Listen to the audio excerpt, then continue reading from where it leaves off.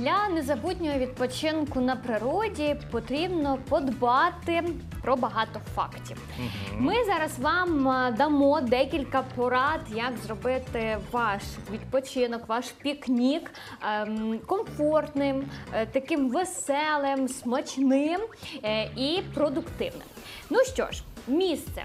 Місце саме головне. Нам, от, наприклад, дуже комфортно. У нас ідеальне місце для пікніку. Перед тим, як їхати на пікнік, ви повинні зрозуміти і переконатися, чи підходить те чи інше місце для відпочинку. Щоб уникнути розчарування, варто робити пікніки у добре відомих або перевірених місцях. Пристосування. Так, це ми говоримо зараз про тарілки, про те... Набір посуду, який потрібно взяти на пікнік. Одноразовий посуд варто замінити багаторазовим. Він більш стійкий, якісний та краще підходить для гарячих страв. Для того, щоб на природі не відчувати комфорту через неякісні пластикові прибори, краще з дому візьміть виделки та ложки. І на пікніку не варто користуватися такими одноразовими серветками.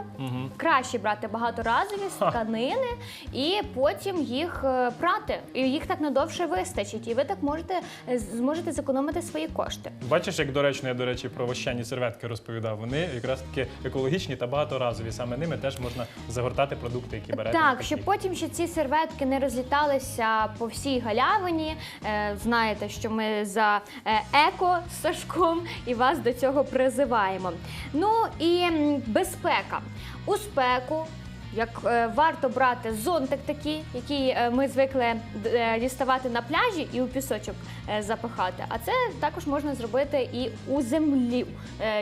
Запихнути і сидіти під зонтиком, аби... У затінку. Так. Ну це якщо, напевно, пікнік десь, знаєш, на відкритій місцевості, де немає, не в лісі, де немає тіні від крони дерев. На галявині. Про це не забувайте, тому що не дуже хочеться під час пікніку у спеку отримати ще й сонячний удар. Ну і, звісно, варто подбати про засіб від комах, від комарів, аби, якщо ви розумієте, що ви будете там до вечора, аби собі спокійно сидіти надалі з друзями або з сім'єю. Так само варто мати невеличку аптечку, щоб там було все саме необхідне. Таку маленьку, портативну, але варто її мати. Меню. Для пікніка треба вибирати такі страви, які легко і надійно перевозити та зручно їсти на природі. Не варто брати з собою занадто багато страв, знаєш, салати олів'є, як в нас буває, люблять шуби, тому що, по-перше, там є майонез, і він може зіпсуватися, а по-друге, кастрюлю борщику якось взяти. Так, літній пікнік, фрукти, м'ясо, якщо ви, звісно, хочете пожарити м'ясо, шашлик, тоді до цього м'яса потрібно приготувати ще якийсь салат зі свіжих овочів. Потрібно зробити так, щоб вам було комфортно. Що, наприклад, якщо ви, жінка, зараз мене слухаєте, аби не півдня готуватись до цього пікніку, стирати з себе 7 потів, а потім сісти і ще думати, як довести. Це пікнік, це все має бути легко. Краще поїсти, мені здається, вдома, якщо там, наприклад, на півдня йдуть, вдома і собі легко ось так відпочити з полуничкою, з фруктами і з м'ясом також. Ми колись, коли в гості ходили, то вдома їли, а потім думали, навіщо ми це робили, коли ти в гості йдеш? Потрібно йти голодним, там же ж тебе будуть пригощати.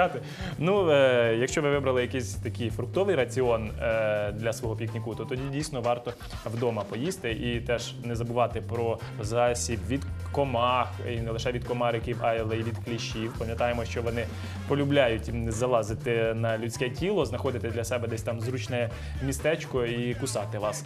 Боятися потрібно, але, знаєте, кажуть, бояться вовка в ліс не ходити. Тут кліщів можна і боятися, і комариків, але захищатися і при можливості йти на пікнічок.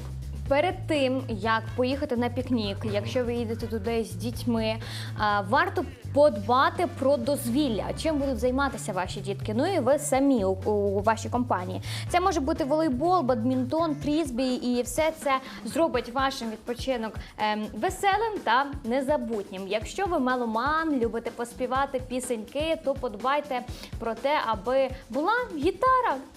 душевно це так, коли хтось сідає, грає на гітарі, і ви згадуєте якусь свою молодість, співаєте пісні і цим самим розважаєтесь. А я думаю, що я сьогодні забув на наш пікнік? Гітару забув. Потрібно ж таки було брати якийсь музичний інструмент.